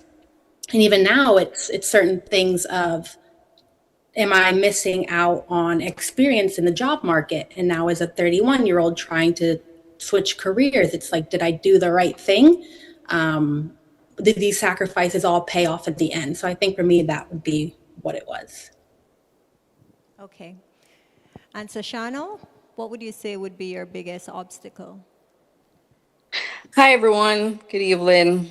Like Marlo, I'm so sorry I couldn't be there. You know, the weather coming from way down in the country is a big problem. And I think majority of the personnel there would have seen that I am currently expecting uh, a little one on the way. So that's partly one of the reasons as well. For Congratulations. me, thank you.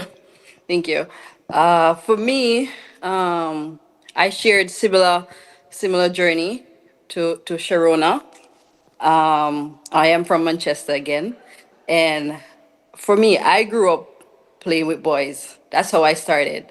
It started from one evening trying to juggle with a few boys, and then somehow I was drawn to the sport to like the next evening. I want to get past the amount that I had juggled today, and I kept on doing that over and over. And somehow I started playing at the primary level with boys. A coach saw me. He wanted me to join his team, a bunch of boys again, to play in, at the time it was the Western Porous under 15 Western Union competition in Manchester. I started playing there, and then another coach saw me. Uh, that's how I got to Spalding's High. That's my first time playing with females. And to believe it or not, the first time I went to training with the girls, I was like, I don't belong here. Like they can't play really. And but it was the only competition in the high school that I could be a part of. I couldn't play with the boys at that because the ISA, like Shona said, won't allow it. I think once I played in the Pepsi League when Pepsi was a sponsor. I think it was out of Clarendon. That's how I got to play while I was at high school one time. And then from there, another coach saw me. I got to the U17 level, and I kept moving on, just through visibility from one coach, probably speak.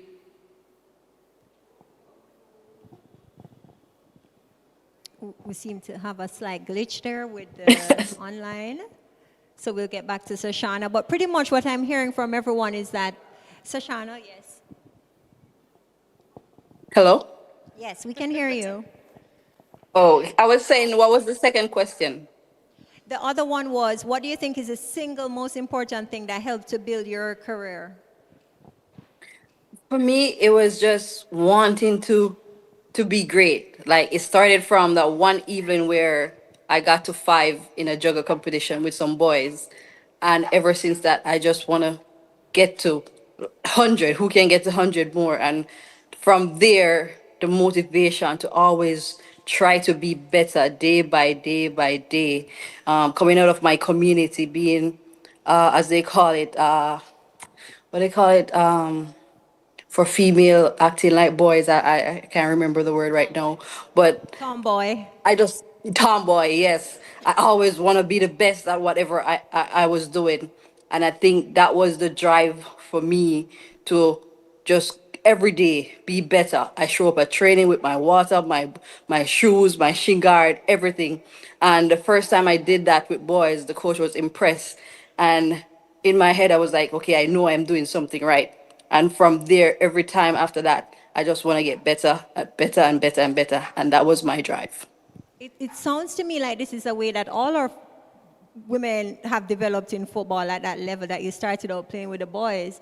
I remember back in the day, and I'm aging myself now, going back through some pictures last year, and I sent a photo to Trudy Carto of me handing her a prize. She was a leading scorer in a primary school competition that we had on Sportsmax, playing with the boys. So that's pretty much how all our footballers start. Do you think that is that good for the development? Does that help us to go further in the game that we're playing against boys, or what do you think? Well, with this strategic plan, and if we're looking at what we want to see, if we're going to create this ecosystem, it should be that at all levels we have that opportunity to play and develop as girls amongst girls. Yes. So hopefully at some point that will be the reality. Yeah, I agree. I think the reason why we're playing with boys is because there's not much girls playing now, especially at that young age. When there's track and field, and that's the easiest thing to pick up is track and field. So getting more girls involved at all age group, from grassroots all the way up, we'll see a lot more youth girls tournaments. Okay, so that's important. That's at the primary level and all age level that we have football for the girls, and that's not a Issa mandate. It is in the plan. Okay, wonderful. Now, based on everything that you've seen now, what opportunities do you think exist now that you wish existed before in football? Sharona, let me ask you. You've been in the sport for some time. Well, now it is clear that the pathways from Jamaica to an international club is definitely established. It is not one person or one club or one country. You can pinpoint Japan. She went to Japan. Russia, Spain, Hungary, you name it. Our girls are going there and also doing well and leaving an indelible mark and kind of just opening the pathway for others to follow. I think I wish that was there when I was there. It was just it was there, but it wasn't as big. It was a lot harder to make that transition. Christiane, are you seeing more of that now? Yeah, I mean, having those overseas opportunities are definitely there. For me, at the time, football really wasn't an option professionally for me.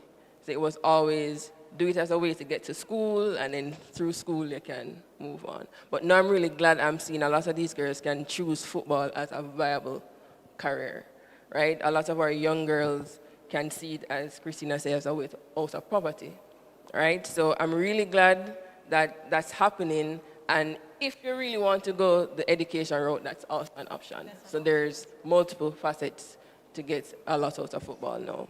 Okay, so the women's game is growing. Now, looking ahead 5 years from now, what do you think is the biggest change that you would like to see in women's football? Now is the time to tell all the stakeholders here. What's the biggest change you would like to see?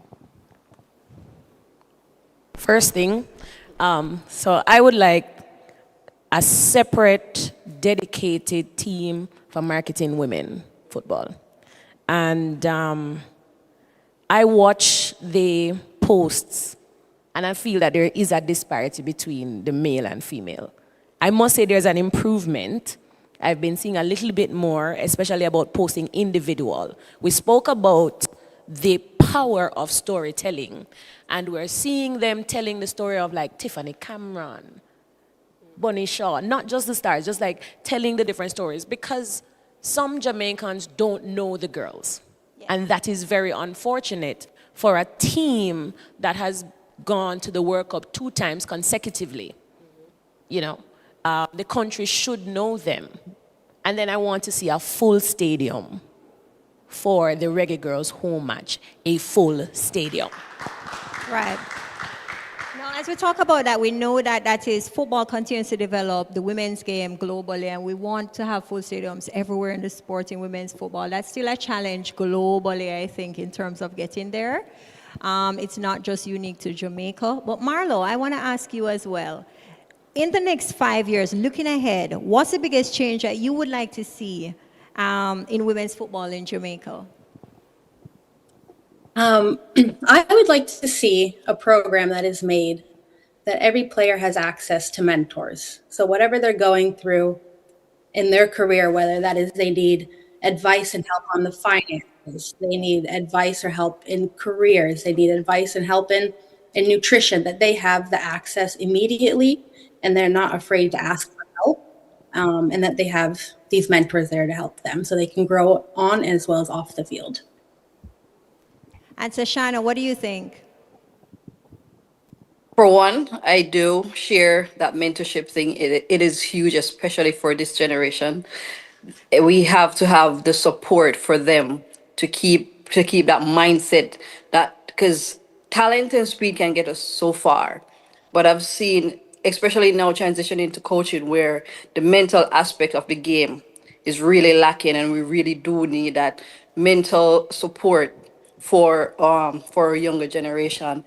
Secondly, especially to develop our youths, we need more competitive minutes for especially the ages between 16 to 20 years old. We have high school, and then maybe some of them may get into the Premier League, and then there's nothing.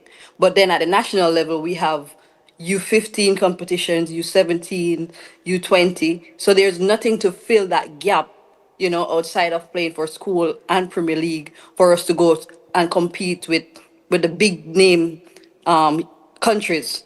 That's in CONCACAF, and that's the region that we are really focused to get past. And secondly, we need physical and nutritional development.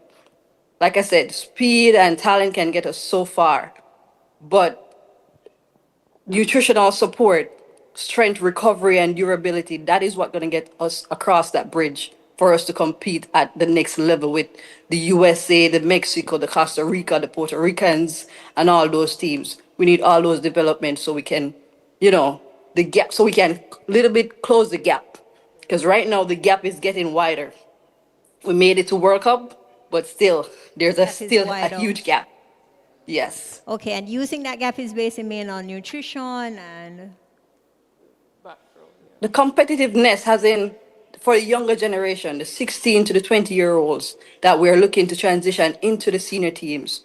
We have to have more competition, that they are constantly playing week in, week out, going up against players that are tactically exposed, so that when we get to these competition, we are ready. The nutritional development aspect of it is there as well, where players are being fed properly, gym work is set up and all of that, and not just when they get to camps, when they're like, what do we do now? They don't know what the different structures are in the gym because they are not exposed to it.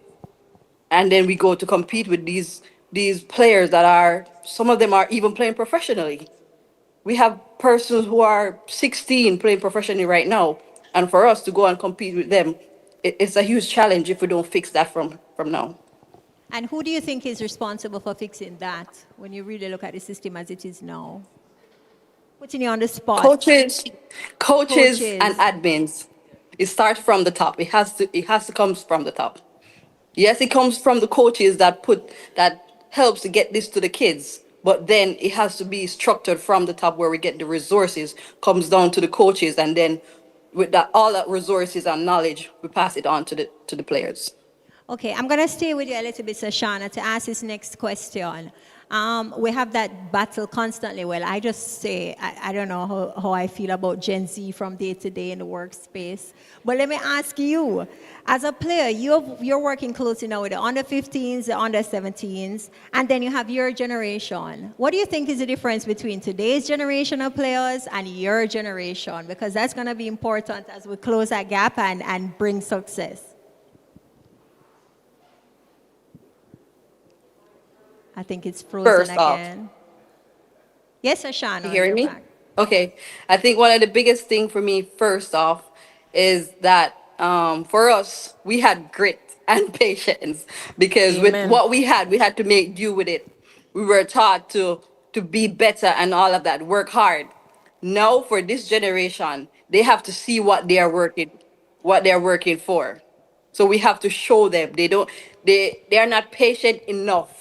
You give them 2 weeks and they're not seeing progress, and they want to just quit. For us, day in, day out, we have to grind hard with whatever resources we have or we had at the time. Now they are exposed to they're exposed to the knowledge, they're exposed to more experiences, a lot of stuff compares to us So for them, I don't think that the challenge is really as much as resources, but how can we build the gap to keep them exposed, to keep them to have their attention span, on football itself. Because as soon as you start to introduce something new, their mind drifts somewhere else. And for us, we were taught to grind every day. For them, they can just sit back, find a video clip of anything at all that they need. We had to look for experienced players to get insight from them. Coaches not have access to a lot of resources, and now the resource is endless for these players. And I think patience is really what they are lacking compared to us. Okay, so a little more grit and maybe some more patience. Sharona, you And I work think with... when we combine, we had to combine all of them, the patient with the grip. That is how we're gonna have to find a way to combine both so we can get the success that we need. And the onus is now on all of us at all levels to help to develop that generation as well. Sharona, what do you think we need to do more of, and what do you do? If you can share any examples to be sure that we are pouring into that younger generation so we continue to have that pipeline. Well, now I teach. So opportunities I get, I try to encourage the participation in sport. Because when you were growing up, a part of the curriculum for females would be netball. So it's a must that you learn that. It would be interesting to add football to that for girls because it is another sport. It is not a gender-biased sport. So they should be able to know about the game even at a basic level, just by exposure in something like physical education. So I teach at Victory Academy, and my girls are exposed to what football is. A lot of them don't want to play, but they have a little idea that the ball goes in the goal, that they're going to score, and they try to protect their goal. But what needs to be done is, we spoke about it earlier, that's just that visibility. And I do agree that we have not capitalized on making it to 2 World Cups. We haven't capitalized on the amazing achievements of Bunny Shaw, Trudy Carter, Denisha Blackwood. We haven't quite told the story well and pulled the Jamaican people into this female World Cup. It's more like, okay, the boys will make it, we're going to jump on the girls' train now. And we need to have the girls' train moving all the time because it's been moving and it keeps moving. Okay. All right, you see. So let me ask you, in terms of the girls' train moving and keep moving, what would you do if you had a seat for a day? What would you do differently? You just mentioned storytelling. Is there anything else that you would employ to ensure that this train is moving? Well, because the power of storytelling is so great, when Sidela restarted the team in 2014,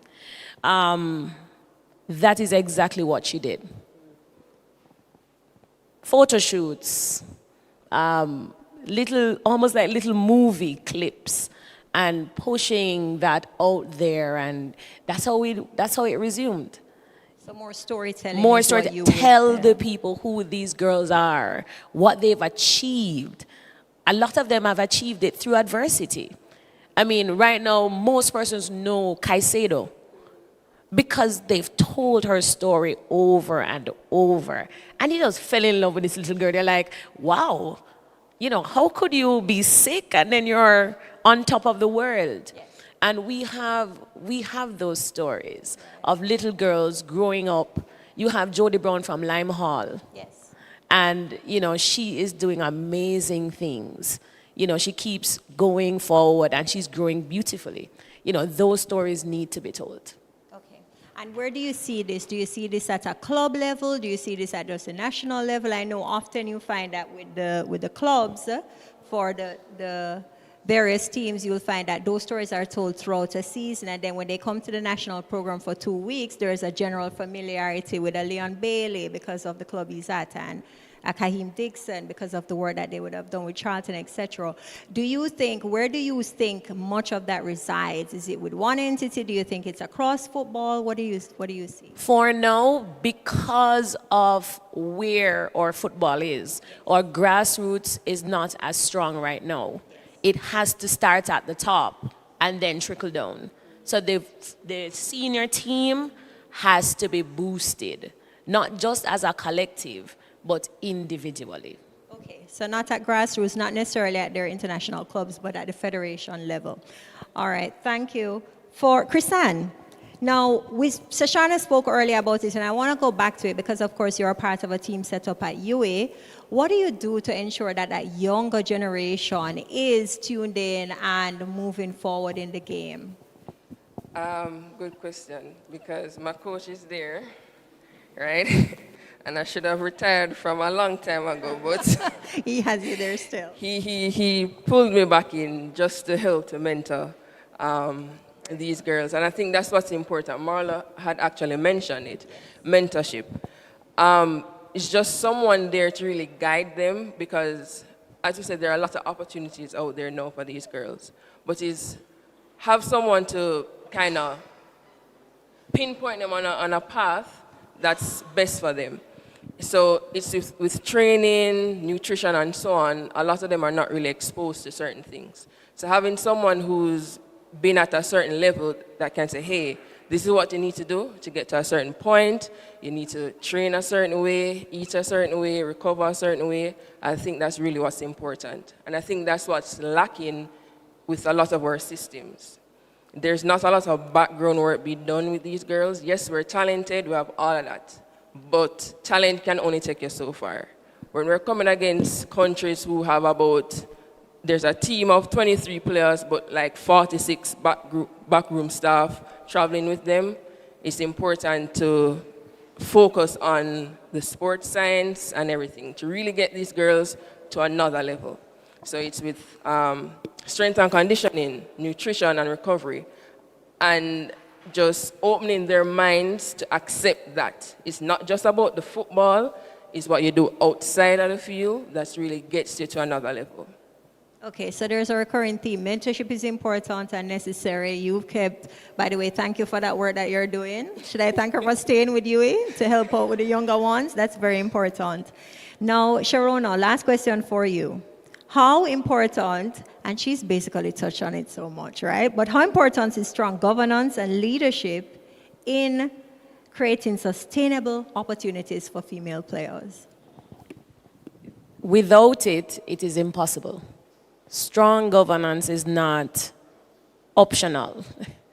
It is one of the challenges that we have. And you recognize the challenge, but we must change. You can't do the same thing over and over and expect a different result. And women's football has massive potential. Just as how Jamaicans are talented at singing, we have not capitalized on that, or natural cultural abilities. And it's because of that governance. There are not structures, proper structures in place, which is why I do appreciate such a strategy. Because, as we said earlier, it's a dream, but it is the strategy that makes it real. So if we follow through on these things, there must be an improvement in 2031. Chrisanne, what do you think? I think it's very important. I think it starts at the head. We can only do so much at the player level, at the club level, but it's not certain structure in place. There's really no guidance or something to push towards. So having a proper structure or someone at the head that actually believes in you and pinpoints a vision for you to go after, and I think that's what's really important. I think before we had leagues or competitions where you really didn't have an end vision in mind. You were just playing, just because. Right. So right now with the Jamaica Women's Premier League, having a vision in place, and even with the strategy, having that vision that we all as stakeholders can buy into, I think is very important. Okay. All right. Thank you, Chrisan. And Marlo, I wanna ask a question of you. I know that you're active online and interested in much of what we spoke about earlier about mentorship. Do you think there are enough opportunity for former national players to contribute to the growth of football? Would you want to be more involved, for example? Yeah, I would love to be more involved, and I don't think that there is enough opportunities for former players. I definitely think that we're making progress, but there's still a lot more that can be done. So as a former player, we have so much knowledge and experience, and it's something that we could really use to help the next generation, whether that's coaching or administrative work, youth development. I think there needs to be a lot more structured opportunities for players. So something I recently been looking into is in the MLS and WNBA and NBA, they have certain jobs that are available to former players because it's an easier pathway into, let's say, the corporate world, or a way to give back and use the knowledge they have. And I think within certain federations and certain areas in the football world, especially for women, that's not yet fully developed. So I think it is definitely needed, and I would love to see it be incorporated more, and I'd love to be more involved. All right, so there we've heard from Marlo, we've heard from Sharona, we've heard from Chrisan and Sashana, and one thing is clear, mentorship is key, but the inclusion of our primary stakeholders, the players, in giving their views and helping to shape what we do going forward in football will be key. I want to thank you ladies so much for giving your input. Nothing you said will be wasted. I think this is important information that we will all pick up to be able to continue to grow the women's game, because it is important for us as a federation and with FIFA and CONCACAF. And so we thank you so much.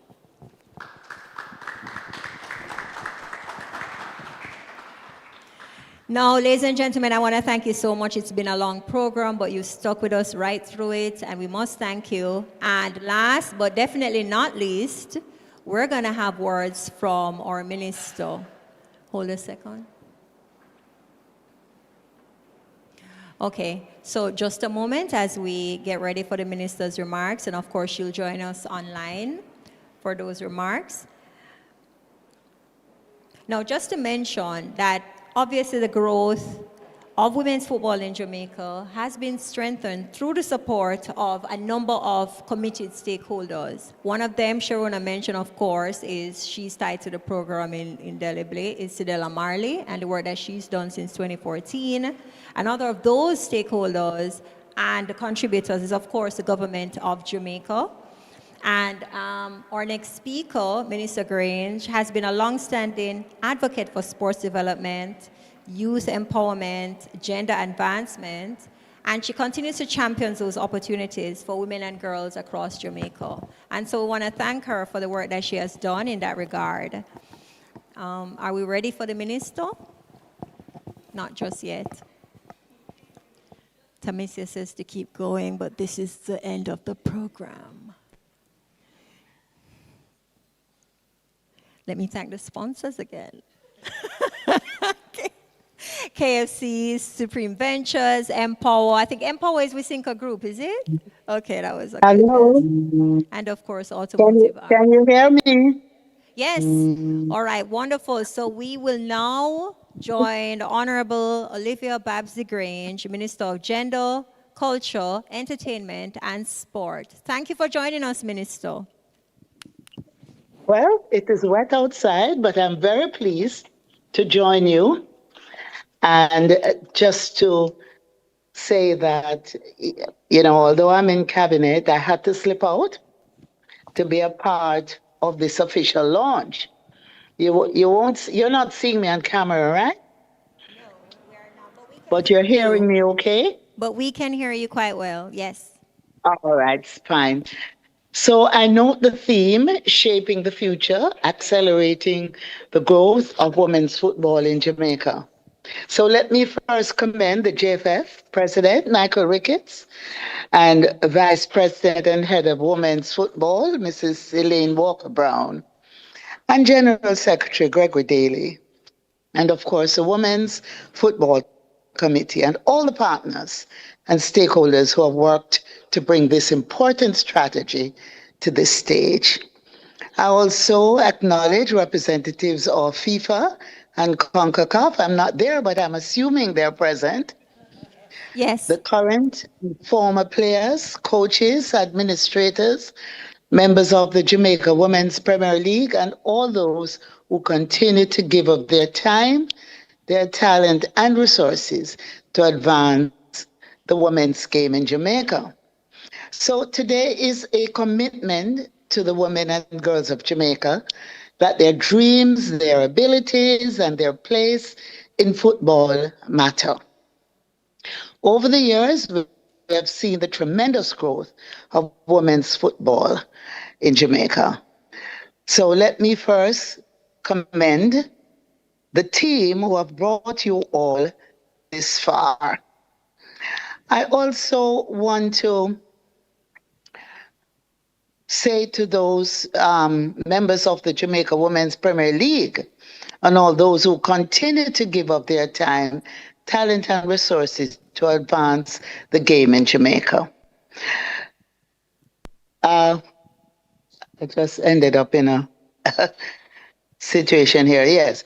So today is a commitment to the women and girls of Jamaica that their dreams, their abilities, and their place in football matter. Over the years, we have seen the tremendous growth of women's football across the world, and we have also seen what Jamaican women can achieve when they are given the opportunity, when they are given the support and the platform to succeed. Our reggae girls have inspired a nation. They have shown courage, discipline, resilience, and pride. They have reminded us that Jamaican women belong on the world stage, not just as spectators, but as competitors, as leaders, and as champions. But if we're honest, talent alone is not enough. For women's football to grow in a serious and sustainable way, it must be supported by structure, by investment, by proper governance, by stronger competitions, better coaching, clearer development pathways, and more opportunities for women to enter and remain in the sport. And this is why this women's football strategy is so important. It provides a roadmap for the years to come. It speaks to increasing participation, strengthening pathways for players, for coaches and administrators, improving governance, and importantly, to creating greater opportunities for women and girls through football. These are areas that align closely with the priorities of the Ministry of Culture, Gender, Entertainment, and Sport. And as Minister with responsibility for both sport and gender affairs, I'm especially pleased to see women's football being positioned not only as a sporting priority, but also as a vehicle for empowerment, for inclusion, and for national development. Football can help to build confidence, teach leadership, open doors to education, create careers, and strengthen communities. And for many young girls, it can become the space where they first begin to understand their own power and their own potential. So we must therefore ensure that the structures around them are strong enough to carry their ambitions. That means we all must continue to invest in grassroots development, support school and community programs, strengthen clubs and leagues, train more female coaches, referees and administrators, create safe, professional, and respectful environments, and ensure that women's football receives the visibility and support it deserves. This work cannot be done by the JFF alone. It requires partnership, including the continued involvement of FIFA and CONCACAF, the support of government, and I'm committed to ensuring that government plays its part, and corporate Jamaica, and the engagement of the media, or schools, or communities, or clubs, or families and fans. Most of all, it requires belief. Belief that our girls are worth the investment, that women's football is not secondary, but central to the future of Jamaican football, and that with the right support, Jamaica can continue to produce players and teams that compete with the very best in the world. So, to the current players and young women who will benefit from this strategy, I say this: your country is proud of you. Continue to dream boldly, to work hard, and to carry the Jamaican flag with honor. And know that you are part of something much bigger than yourselves. This launch must now be followed by action, and the strategy must live beyond today through